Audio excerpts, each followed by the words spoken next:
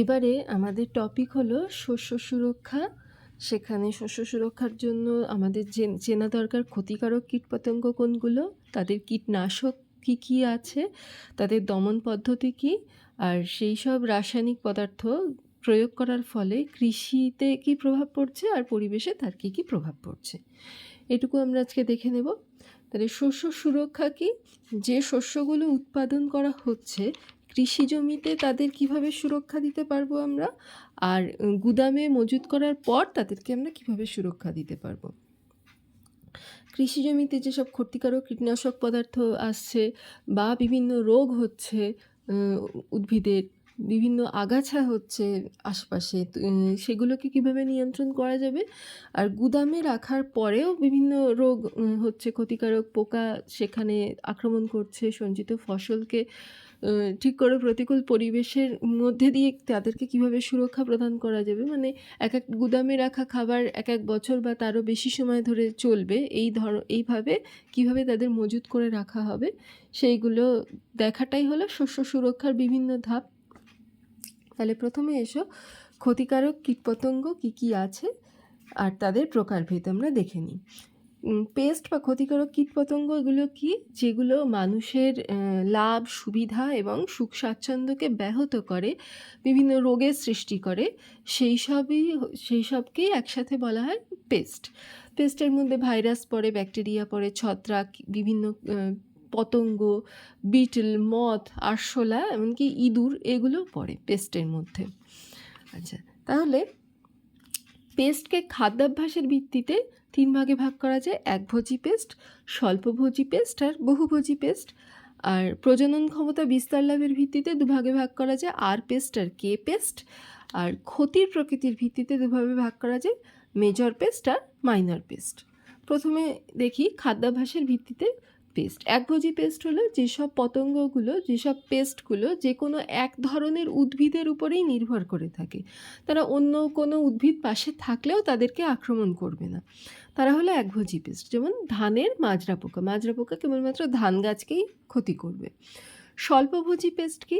যেসব পেস্টগুলো একই ধরনের উদ্ভিদে আক্রমণ করে, যেমন এখানে দিয়েছে কপির শুঁয়োপোকা, যেটা কপি 2 ধরনের, বাঁধাকপি, ফুলকপি, তো 2 ধরনের কপিতেই ওই শুঁয়োপোকাগুলো আক্রমণ করবে, কিন্তু অন্য কোনো উদ্ভিদে ওই শুঁয়োপোকা আবার আক্রমণ করবে না। এরা হলো স্বল্পভোজী পেস্ট।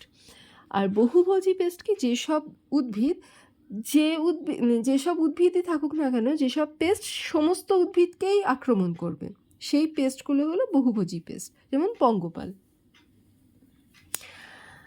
এবারে ক্ষতির ভিত্তিতে পেস্ট ক প্রকার: মুখ্য পেস্ট আর গৌণ পেস্ট। মুখ্য পেস্ট হলো যে সমস্ত পেস্ট ফসলের প্রভূত ক্ষতি করে, তাদেরকে বলা হচ্ছে মুখ্য পেস্ট, যেমন ধানের ক্ষেত্রে মাজরা পোকা, গন্ধি পোকা, পামরি পোকা, এগুলো।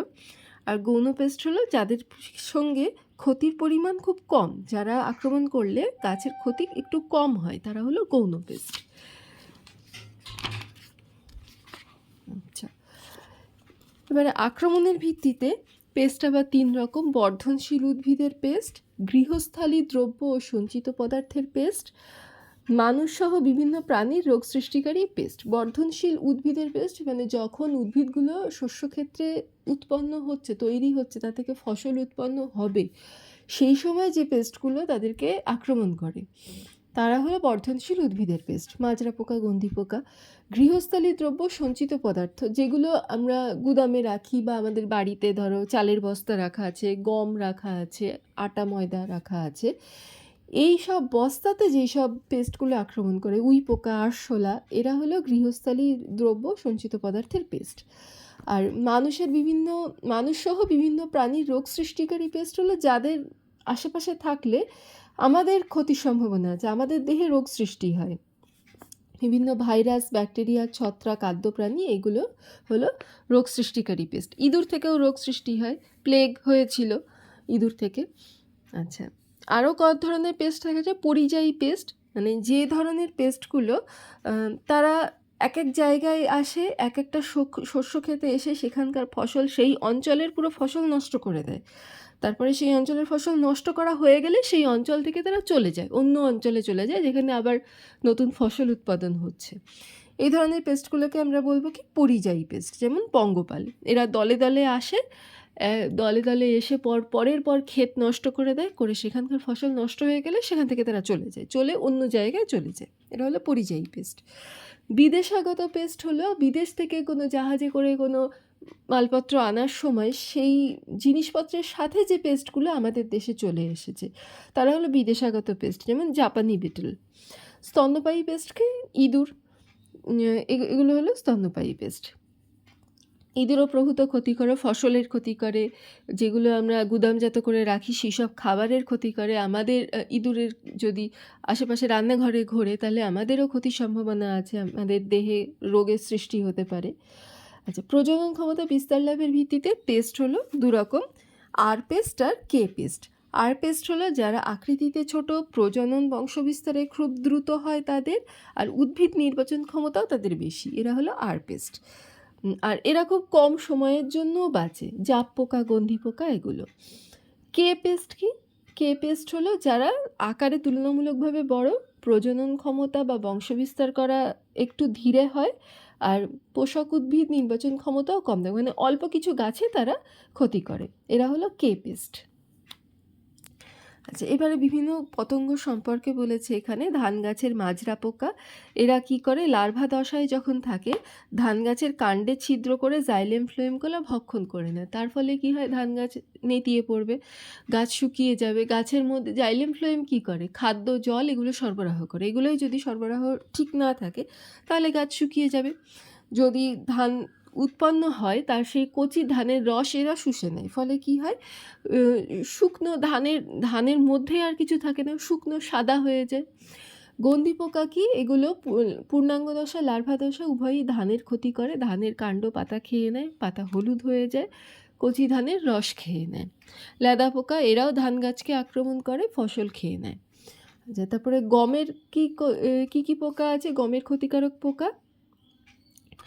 ঘুজিয়া পোকা, এরা গাছের পাতা কাণ্ড খেয়ে নেয়। একই রকম অঙ্কুরিত চারা কেটে দেয়, মানে চারা গাছের গোড়া থেকে এরা কেটে দেয়, ফলে গাছ মাটিতে পড়ে যায়, মানে শিকড় পড়ে যায়, মানে গাছ নষ্ট হয়ে গেল। জোয়ার মানে জোয়ার বাজরা রাগি, সেই জোয়ারের ক্ষতিকারক কীটপতঙ্গ।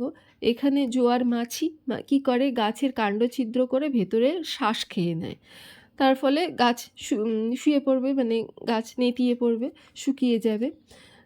গাছের কাণ্ড ছিদ্রকারী পতঙ্গ কাণ্ডের মধ্যে ঢুকে ওই একই ধরনের, কাণ্ড শুকিয়ে যায়। ডাল জাতীয় ফসলের ক্ষতিকারক পতঙ্গকে, ডাল হলো ওই শুঁটি গোত্রীয়, মানে মটরশুঁটি যেরকম আমরা দানা দেখতে পাই ভেতরে, ওরকম ডালেরও ওরকম দানা হয়।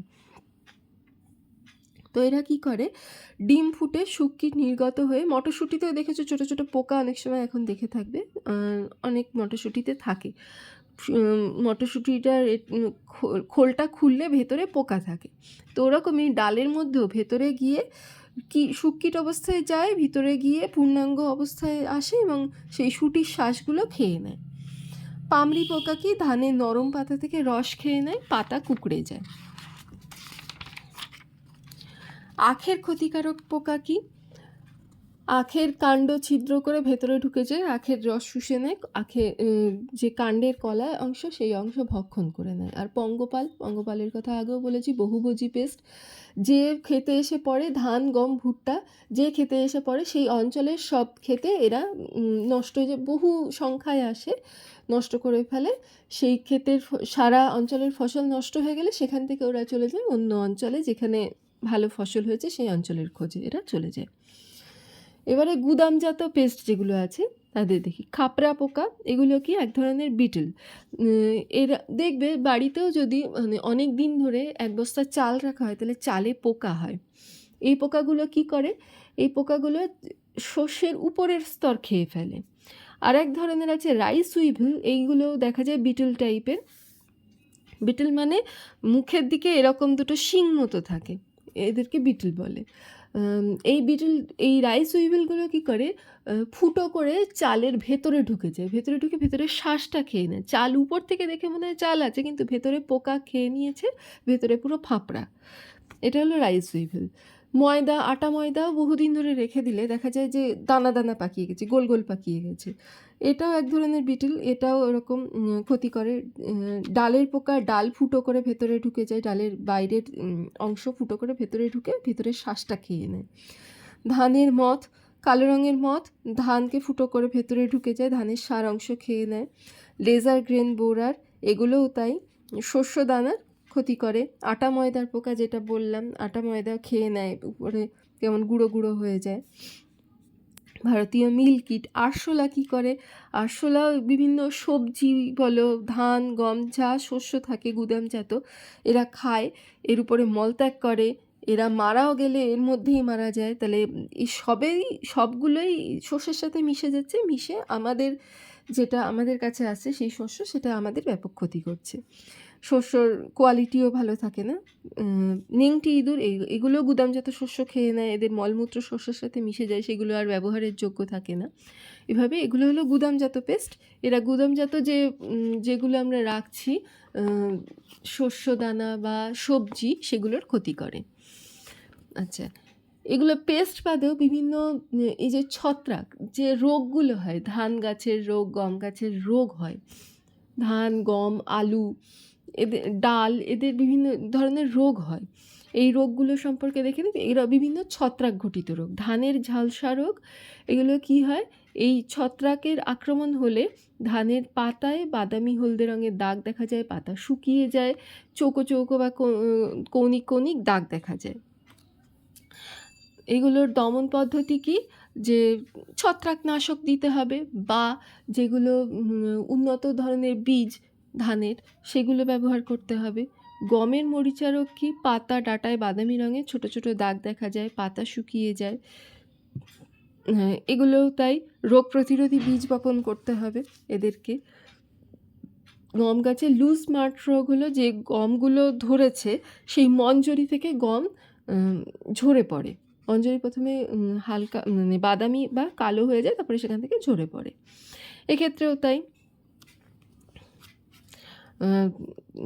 শোধন করে বীজ বপন করতে হবে।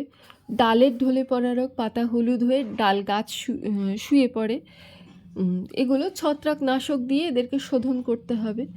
আচ্ছা, এগুলো দেখে নিও। আলুর নাভি ধসা রোগ, এগুলো কি হয়? যে কাণ্ড কুঁচকে যায়, কাণ্ড কালো কালো হয়ে যায়, কুঁচকে যায়, আর আলু তো মাটির তলায় হয়, সেই অংশটায় দেখা যায় যে আলুটা উৎপন্ন হয়েছে তার গায়ে কালো কালো দাগ দেখা যায়, আর ওই অংশ ধরে পচে যেতে থাকে। এই জন্য ছত্রাকনাশক দিতে হবে। তারপরে আলুর ঢলে পড়া রোগ, এই যেটা আছে, এটা অনেক সময় আমরা বাজার থেকে যে আলু আনি সেখানেও দেখা যায় যে আলু কাটলে ভেতরে একটা বাদামি রঙের রিং দেখা যায়। সেই রিং, ওই জায়গাটায় দেখবে আলু সিদ্ধ করলে ওই জায়গাটায় সিদ্ধ হয় না, শক্তই হয়ে থাকে। তার মানে কি? যে শস্যটা উৎপন্ন হলো সেটা খাওয়ার যোগ্য হলো না। এগুলো ছত্রাক অ্যাটাক করেছে ওই শস্যগুলোতে। তো জমিতে চুন, ব্লিচিং পাউডার প্রয়োগ করতে হয়। আখের লাল পচা রোগ, অনেক সময় এটাও দেখা যায় যে আখ কাটলে, মাঝ বরাবর কাটলে ভেতরটা মজ্জাটা লাল রঙের হয়ে যায়, আর কেমন একটা ঝাঁঝালো গন্ধ বেরোয়। এই ঝাঁঝালো গন্ধটা কিসের থেকে হয় বলো তো? আখটা হলো একটা শর্করা, আর ছত্রাক ওটাকে পচিয়ে শর্করা থেকে অ্যালকোহল বানিয়ে দেয়, সেই জন্য একটা ঝাঁঝালো গন্ধ বেরোয়।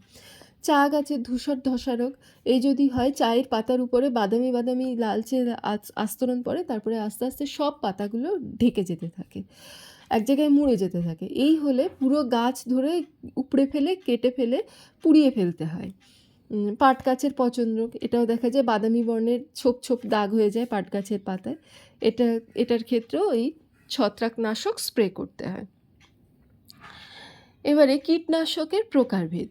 কীটনাশক 3 ধরনের: প্রাকৃতিক জৈব কীটনাশক, কৃত্রিম জৈব কীটনাশক, আর অজৈব কীটনাশক। অজৈব কীটনাশক হলো অজৈব পদার্থ, যেমন ক্লোরাইড, ফ্লুরাইড, এইগুলো দিয়ে তৈরি, মানে কেমিক্যাল, অজৈব যৌগ দিয়ে তৈরি। কৃত্রিম জৈব কীটনাশক হলো যেগুলো ডিডিটি, বিএইচসি, অলড্রিন, এগুলো জৈব যৌগ দিয়ে তৈরি। আর প্রাকৃতিক জৈব কীটনাশক হলো এগুলো বিভিন্ন প্রাকৃতিক গাছ থেকেই, যেমন নিম তেল, রোজমেরি অয়েল, পাইরেথ্রাম চন্দ্রমল্লিকা থেকে পাওয়া যায়।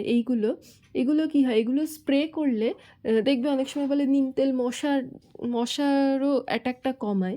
এগুলো স্প্রে করলে কী হয়, গাছের কোনো আলাদা ক্ষতি হয় না, কিন্তু যে কীটপতঙ্গগুলো এই গাছকে আক্রমণ করছে তারা দূরে সরে যায় এই গন্ধতে। এইগুলো হলো প্রাকৃতিক জৈব কীটনাশক।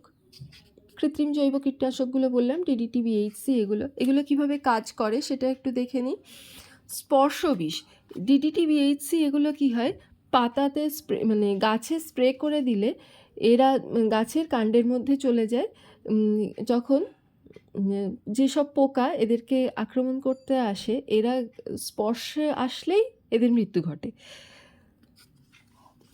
আরেক ধরনের আছে পাকস্থলিতে গিয়ে বিষক্রিয়া হয়। এই কীটনাশকগুলো স্প্রে করে দেওয়া হলো, সেগুলো গাছের গায়ে লেগে থাকলো, গাছের কাণ্ডের মধ্যে ঢুকে গেল। তখন পোকাগুলো যখন খেতে যাচ্ছে, গাছের কাণ্ডের শ্বাস খেতে যাচ্ছে, সেইটা ওদের পাকস্থলিতে যাওয়ার পরে বিষক্রিয়ার পরে মৃত্যু ঘটছে। আরেক ধরনের আছে যে ফিউমিগ্যান্টস, মানে বাষ্প উৎপন্ন হয়, যে কীটনাশকগুলো স্প্রে করার পরে বাষ্প উৎপন্ন হয়, সেই বাষ্পগুলো যখন পতঙ্গদের শ্বসনতন্ত্রে প্রবেশ করে তখনই তাদের মৃত্যু হয়। তো রাসায়নিক কীটনাশকগুলো 3 ধরনের: অর্গানোক্লোরিন, যেগুলো ডিডিটি, বিএইচসি, এগুলো অর্গানোফসফেট, পাইরেথিয়ন, ম্যালাথিয়ন এগুলো, আর কার্বোমেট, এগুলো হলো কার্বারিল, মেথেমিল এগুলো।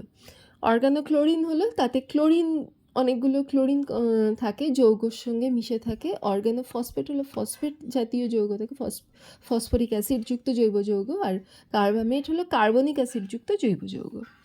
অজৈব কীটনাশকের কথা বলেছি, যে আর্সেনেট, ফ্লুরাইড, এরাও কীটনাশক হিসেবে ব্যবহার করা হয়। এবারে কীটনাশকের নিয়ন্ত্রণ ব্যবস্থা, যে আমাদের কি করা উচিত কীটকে পতঙ্গকে নিয়ন্ত্রণ করতে গেলে। প্রথমেই আসো শস্য আবর্তন। আমরা আগেই দেখেছি যে অনেক পতঙ্গই আছে একভোজী, তারা যে শস্য খায় একমাত্র সেই শস্যেরই ক্ষতি করছে। তাহলে শস্য আবর্তনের মাধ্যমে এক উদ্ভিদের পরিবর্তে অন্য উদ্ভিদ চাষ করলে তখন তাদের খাদ্যের অভাব দেখা দেবে, খাদ্যের অভাবে সেখান থেকে তারা চলে যেতে বাধ্য হবে বা তাদের জীবনচক্র ব্যাহত হবে, তাহলে সেই পেস্টগুলো মারা যাবে। দ্বিতীয় হলো শস্য উদ্ভিদের অবশিষ্টাংশ ধ্বংস করে দেওয়া। এটা যারা কৃষিকাজ করে তাদের একটা রীতির মধ্যেই পড়ে, যে শস্য তুলে নেওয়া হলো ঘরে, বাকি যেটা জমিতে পড়ে থাকলো সেটাকে ওরা পুড়িয়ে দেয়। তার ফলে এটার উপকারী দিকটা কি, পুড়িয়ে দেওয়ার ফলে ওর মধ্যে যে পেস্টের ডিম, লার্ভা, পিউপা এগুলো ছিল, সেগুলো জমিতেই পুড়ে নষ্ট হয়ে গেল। পেস্টবিহীন চারা রোপণ, যদি রোপণ করার আগে দেখে নেওয়া হয় যে চারাগুলো ভালো অবস্থায় আছে কি না, কোনো রোগ আছে কি না চারাগুলোতে, সেই দেখে যদি লাগানো হয় তাহলে ওটা উপকার হয়। দেখা যায় যে অনেক সময় ভুলবশত ওই রোগ সহই চারা গাছ লাগিয়ে দেওয়া হলো। আগাছা নির্মূলকরণ, সে জমিতে প্রচুর আগাছা উৎপন্ন হয়, এই আগাছা যদি সম্পূর্ণভাবে সরিয়ে ফেলা হয় তাহলে অনেক ক্ষেত্রে উদ্ভিদের উপকার হয়। যেন যৌগ যেগুলো মাটি থেকে নিচ্ছে উদ্ভিদ, সেটা নিতে ওদের সুবিধা হয় আগাছা আশেপাশে না থাকলে। পেস্ট প্রতিরোধী উদ্ভিদ চাষ, উন্নত জৈব প্রযুক্তির ভ্যারাইটি যে উদ্ভিদগুলো, সেই চারাগুলো যদি রোপণ করা হয় তাদের ক্ষেত্রে পেস্ট প্রতিরোধক ক্ষমতাও থাকে, রোগ প্রতিরোধক ক্ষমতাও থাকে। এই ভ্যারাইটিগুলো চাষ করলে অনেক ক্ষেত্রেই উপকার পাওয়া যায়। এছাড়া আমরা ভৌত পদ্ধতিতে কিভাবে পেস্ট নিয়ন্ত্রণ করতে পারি, পেস্ট কন্ট্রোল করতে পারি। ডিম বিনষ্টকরণ, অনেক সময় দেখা যায় যারা গাছ নিয়ে চর্চা করো তারা দেখবে অনেক সময় পাতার মধ্যে পোকারা ডিম পেড়ে পাতাটাকে এভাবে মুড়িয়ে দেয়। সেই মুড়ে যাওয়া পাতাগুলোকে যদি ম্যানুয়ালি তুলে তুলে ফেলে দেওয়া হয়, তাহলে ডিমগুলো যদি বিনষ্ট করে দেওয়া হয়, তাহলে আর নতুন পোকা জন্মাতে পারবে না, তাহলে গাছের সুবিধা হবে, গাছের ক্ষতি কম হবে। দ্বিতীয় হলো আলোর ফাঁদ। পতঙ্গ মাত্রই আলোর দ্বারা আকৃষ্ট হয়। রাত্রিবেলা যদি ক্ষেতের মধ্যে উজ্জ্বল আলো জ্বালিয়ে রাখা হয় আর আলোর নিচেই কীটনাশক পদার্থ রেখে দেওয়া হয়, তাহলে আলোর কাছে আকৃষ্ট হয়ে পতঙ্গরা আসবে, এসে নিচের পাত্রের মধ্যে পড়ে মারা যাবে। উজ্জ্বল হলুদ রঙের কাগজে আঠা আটকে দেওয়া হয়, আঠা চিপকে দেওয়া হয়। পতঙ্গরা উজ্জ্বল হলুদ রঙেও আকৃষ্ট হয়, এখানে দেখো ছবি দিয়েছে, এরকম আকৃষ্ট হয়ে যে ওখানে বসতে যাবে আঠায় আটকে গিয়ে অনেক পতঙ্গ মারা যাবে। এভাবেও পতঙ্গ রোধ করা সম্ভব ভৌত পদ্ধতি। এগুলো এগুলো এখানে কোনো কেমিক্যাল ব্যবহার করা হচ্ছে না। রাসায়নিক নিয়ন্ত্রণ পদ্ধতি কি? কীটনাশক প্রয়োগ করা। কীটনাশক, এক ধরনের কীটনাশক প্রয়োগ করে উদ্ভিদ মূলের মাধ্যমে তা গ্রহণ করে কাণ্ড পাতা সব জায়গায় পৌঁছে যাবে। পেস্টগুলো যখন কাণ্ডের থেকে শ্বাস খেতে যাবে বা পাতা থেকে ক্লোরোফিল খেতে যাবে, তখন সেই কীটনাশক তাদের দেহে গিয়ে তারা মারা যাবে। আর এক ধরনের হলো যে পাতায় স্প্রে করে দেওয়া হয়, সেই স্প্রে মানে সেই কীটনাশকের কাছে আসলেই শস্য খেতে কীটনাশকের কাছে আসলেই পেস্টগুলো মারা যাবে, পতঙ্গগুলো মারা যাবে। আর ধোঁয়া দিয়েও কীট পতঙ্গ বিনষ্ট করা হয়, সেটা আগেই আমরা দেখলাম যে ফিউমিগ্যান্টস যেগুলো আছে, কীটনাশকের বিষাক্ত ধোঁয়া দিয়ে কীটপতঙ্গ মারা হয়। এবারে বায়োলজিক্যাল কন্ট্রোল কি? জৈবিক নিয়ন্ত্রণ কি? কিছু কিছু প্রাণী আছে যে পতঙ্গগুলো উদ্ভিদকে নষ্ট করছে, উদ্ভিদকে খাচ্ছে, তাদেরকে খেয়ে ফেলে। এরা হলো ওই আমরা যেরকম দেখেছি যে একটা জায়গায় ব্যাঙ পোকা খায়, ব্যাঙকে খায় সাপ, এই ধরনেরই এদের জীবনচক্রের মধ্যেই পড়ে। তো এখানে যেমন দেখো জাপ পোকা, এদেরকে খায় হুভারফ্লাই লার্ভা। যদি এই জাপ পোকা যেখানে প্রচণ্ড বেড়ে গেছে, সেখানে যদি এই লার্ভাগুলোকে ছড়িয়ে দেওয়া হয়, তাহলে এরা এই পোকাগুলোকে খেয়ে ফেলবে। খাদ্য-খাদক সম্পর্ক আছে এদের মধ্যে। তারপরে লেবু গাছের যে পেস্ট হয় সেখানে লেডি বার্ড বিটল যদি ছেড়ে দেওয়া হয়, তাহলে লেবু গাছের পেস্ট মারা যায়। স্ট্রবেরি গাছের পেস্ট মারা যায় মাইট দিয়ে। মশার লার্ভা কমানো যায় গাম্বুসিয়া, তেলাপিয়া, তেচোখো মাছ, এগুলো দিয়ে। এটা অনেকেই জানো তোমরা। মশা যেখানে অতিরিক্ত মশা, সেখানে পুকুরে এইসব মাছ চাষ করলে মশার লার্ভা খেয়ে নেয় তারা। ভুট্টা গাছের পেস্ট এক ধরনের বোলতা। সাদা মাছি যে পেস্ট, এটারও পরজীবী হলো বোলতা, এরা এদেরকে খেয়ে নেয়। তারপরে এক ধরনের ব্যাকটেরিয়া আছে ব্যাসিলাস থুরিনজিয়েন্সিস। এই ব্যাকটেরিয়াগুলো গাছের উপরে এই রেণুগুলো ছড়িয়ে দিলে কি হয়, পেস্ট যখন গাছে ক্ষতি করছে, মানে ওদের খাওয়ার সাথে সাথে, গাছের শ্বাস খাওয়ার সাথে সাথে ব্যাকটেরিয়াগুলো ওদের পেটে চলে যাচ্ছে। তার ফলে কি হচ্ছে, যখন পাকস্থলীতে পৌঁছাচ্ছে, এরা এক ধরনের টক্সিন ক্ষরণ করে, যেটা ওদের পতঙ্গদের দেহে যে প্রোটিন থাকে, সেই প্রোটিনকে ক্রিস্টালাইজ করে দেয়, শক্ত সুচালো দানায় পরিণত করে। তার ফলে প্রোটিন দানাগুলো পতঙ্গের পাকস্থলী ফুটো করে দেয়, এভাবে পতঙ্গ মারা যায়। আর এই আবার এদেরই এই যে ব্যাকটেরিয়াগুলো, এদেরকে বলা হয় বিটি জিন। এদের যে দেহে যে বিটি জিন থাকে, সেটাই এই ধরনের প্রোটিন সংশ্লেষে সাহায্য করে। জাপানি বিটল যে পোকাগুলো, তাদেরকে ব্যাকটেরিয়া দিয়ে তাদেরকে ধ্বংস করা যায়। ভুট্টার বোড়ার যেটা আছে, তাদেরকে প্রোটোজোয়া দিয়ে ধ্বংস করা যায়। আচ্ছা, জৈব প্রযুক্তি যেটা বললাম যে ব্যাসিলাস থুরিনজিয়েন্সিসের দেহে থাকে বিটি জিন, সেইটা দিয়ে ওরা পতঙ্গকে নষ্ট করে। সেই বিটি জিনকে যদি তুলো, বেগুন, আলু গাছের সাথে জিন সংক্রমণ ঘটিয়ে নতুন প্রজাতি তৈরি করা হয়, তাহলে এরা নিজেরাই এইসব গাছগুলো পতঙ্গ প্রতিরোধী জেনেটিক্যালি মডিফাইড ট্রান্সজেনিক উদ্ভিদ সৃষ্টি হয় এভাবে।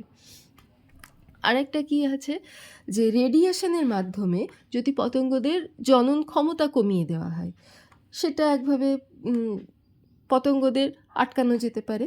আরেক আছে কি, ফেরোমন হরমোন প্রয়োগ করে। ফেরোমন হরমোন প্রয়োগ করলে পুরুষ যে পতঙ্গগুলো, তাদের কাছে চলে আসে, হরমোনের গন্ধ যেখানে আছে সেখানে চলে আসে। আর ওখানে যদি স্টিকি কোনো কাগজ রাখা হয় বা কোনো খাঁচা রাখা হয়, সেখানে গিয়ে খাঁচাবন্দি হয়ে যায়। আচ্ছা, এগুলো গেল আমরা নর্মালি এইসব ব্যবস্থাপনায় গ্রহণ করে থাকি কীট পোকা নিয়ন্ত্রণে। এবারে ইন্টিগ্রেটেড পেস্ট ম্যানেজমেন্টটা কী?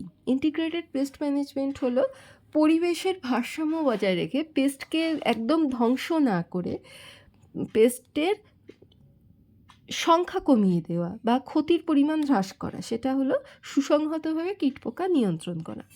এতে করে কি হচ্ছে, যে রাসায়নিক কীটনাশক যখনই কম ব্যবহার করা হচ্ছে, তখনই মাটির যে ক্ষতি হয় সেটা কম হচ্ছে, গাছের ক্ষতি হয় সেটা কম হচ্ছে, বায়ু জল এগুলো দূষণ ঘটছে না, আমাদের দেহে জৈব বিবর্ধন হওয়ার প্রক্রিয়াটা কমে যাচ্ছে। এই যে কীটনাশকগুলো ব্যবহার করা হচ্ছে শস্যে, এইগুলো কীটনাশক মানে কীটকে নাশ করার সাথে সাথে শস্যের মধ্যেই থেকে যাচ্ছে।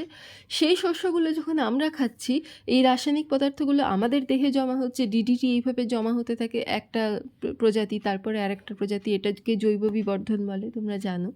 এই জৈব বিবর্ধনের আশঙ্কা থাকছে না এই আইপিএম মেথডে। পরিবেশের অনেক সুবিধা হচ্ছে, মানব স্বাস্থ্যের নিরাপত্তা ঘটছে, প্রাকৃতিক সম্পদের অপচয় ঘটছে না। আর সবথেকে বেশি হলো যে যে উৎপন্ন ফসল, সেই ফসলের কোয়ালিটিও কম হচ্ছে না, কোয়ান্টিটিও কম হচ্ছে না। এবারে এসো কৃষি রাসায়নিক যে ব্যবহার করা হচ্ছে তাতে পরিবেশের ওপর প্রভাব কী পড়ছে। কৃষি রাসায়নিক বলতে যখন কৃষিকাজ করা হচ্ছে তখন যে যে রাসায়নিক ব্যবহার করা হচ্ছে, কীটনাশক ব্যবহার করা হচ্ছে, সার ব্যবহার করা হচ্ছে, ছত্রাকনাশক, আগাছানাশক, এগুলো সবই রাসায়নিক পদার্থ প্রয়োগ করা হচ্ছে। এগুলো সম্পর্কে আমরা অলরেডি আগে আলোচনা করে আসলাম। এগুলো ব্যবহার করা হচ্ছে। এছাড়া আছে জৈব কীটনাশক। জৈব কীটনাশক কি? ফসলের ক্ষতিকারক কীটপতঙ্গগুলো নিয়ন্ত্রণের জন্য সজীব প্রতিনিধি আমরা ব্যবহার করি। এটার কথাও আমরা বললাম, ব্যাসিলাস থুরিনজিয়েন্সিস ব্যাকটেরিয়া। এই ব্যাকটেরিয়ার প্রয়োগে সহজেই কীটপতঙ্গ কে নাশ করা হয়, কিন্তু এগুলো আবার জৈব পদার্থ। সজীব আগাছানাশক কি? সূর্যমুখী, আলফালফা, সয়াবিন এইসব গাছগুলো যেখানে জন্মায় আশেপাশে অন্য কোনো গাছ জন্মাতে দেয় না। তো এগুলো যেখানে থাকে আশেপাশে আগাছা জন্মাবে না, তাহলে এগুলো হলো সজীব আগাছানাশক। এবারে এই যে কৃষি রাসায়নিকগুলো ব্যবহার করা হচ্ছে তাতে কি কি প্রভাব পড়ছে, মাটির উপর কি প্রভাব পড়ছে? মাটির যে মৌলিক উপাদান সেইগুলোর ক্ষতিগ্রস্ত হচ্ছে। মাটিতে যেসব ব্যাকটেরিয়া বসবাস করে, কীটপতঙ্গ, কেঁচো, যেগুলো গাছের পক্ষে উপকারী, মাটির গুণাগুণ বৃদ্ধি করে যেগুলো, সেগুলোও মারা যাচ্ছে। মাটির পিএইচের ভারসাম্য বজায় থাকছে না, মাটির উর্বরতা কমে যাচ্ছে। তাতে করে কি হচ্ছে যে সেই মাটিতে যেসব খাদ্য উৎপাদন হতো সেসব খাদ্য উৎপাদনের কোয়ান্টিটিও কমে যাচ্ছে, কোয়ালিটিও কমে যাচ্ছে। জলের উপর প্রভাব কি? জল দূষণ ঘটাচ্ছে, জলজ প্রাণী যেগুলো আছে তারা মারা যাচ্ছে, ভৌম জলের ক্ষতি হচ্ছে। সেই সব কীটনাশক ডিডিটি যেমন খাদ্য শৃঙ্খলের মাধ্যমে আমাদের দেহে চলে আসছে, যে সেই জল যেসব প্রাণী ব্যবহার করছে, যেসব প্রাণী খাচ্ছে তাদের দেহে চলে যাচ্ছে, ইউট্রিফিকেশন হচ্ছে, বায়োলজিক্যাল অক্সিজেন ডিম্যান্ড বৃদ্ধি পাচ্ছে, মানে জলে অক্সিজেনের মাত্রা কমে যাচ্ছে। যে বায়ুতে কি প্রভাব পড়ছে? যে স্প্রেগুলো ব্যবহার করা হচ্ছে কীটনাশকের, সেই স্প্রেগুলো বায়ু দূষণ ঘটাচ্ছে। যে বহু কীটপতঙ্গ, অণুজীব যেগুলো আছে বায়ুতে ভাসমান, তাদেরকে ক্ষতি করছে। মানুষের ক্ষেত্রে শ্বাসকষ্ট, অ্যাজমার প্রবলেম, ফুসফুসের ক্যান্সার উৎপন্ন হচ্ছে, এইসব রোগের সৃষ্টি হচ্ছে। উদ্ভিদের ওপর প্রভাব কি? উদ্ভিদের দেহেও ক্ষতিকর প্রভাব পড়ছে, তাদের সালোক সংশ্লেষ, খাদ্য উৎপাদনের হার কমে যাচ্ছে। এইসব কীটনাশকগুলো উদ্ভিদের দেহে প্রবেশ করলে উদ্ভিদের বৃদ্ধি ব্যাহত হচ্ছে। আচ্ছা, মানুষের ওপর প্রভাব তো আছে। কৃষিকাজের সঙ্গে যারা যুক্ত তাদের ক্ষেত্রে কাশি, হাঁচি, শ্বাসকষ্ট, ব্রঙ্কাইটিস এই ধরনের রোগগুলো দেখা যাচ্ছে। পাখিদের ক্ষেত্রে কি হচ্ছে? পাখিদের প্রজনন ক্ষমতা কমে যাচ্ছে, যে ডিম পাড়ছে সেই ডিমের খোলা পাতলা হয়ে যাচ্ছে, ফলে ডিমগুলো সহজেই নষ্ট হয়ে যাচ্ছে। র্যাচেল কারসনের সাইলেন্ট স্প্রিং বইয়ের টপিক এটা ছিল, যে ডিডিটির ক্ষতিকারক প্রভাব এটা নিয়েই ছিল। আগাছানাশকের ব্যাপক প্রভাবে এদের যে খাবারগুলো, ধরো কোনো পোকা এরা খায়, সেই পোকাগুলো কীটনাশকের প্রভাবে মারা গেছে, তাহলে ওই পোকাগুলো এরা খেয়ে এই পাখিগুলোও মারা যাচ্ছে। অন্যান্য প্রাণীদের ওপরও এই প্রভাবগুলো পড়ছে, যে তারা ধীরে ধীরে বিলুপ্তির পথে চলে যাচ্ছে। তাহলে এই পর্যন্ত থাক, পরের টপিকে আমরা পরের পার্টে আলোচনা করব।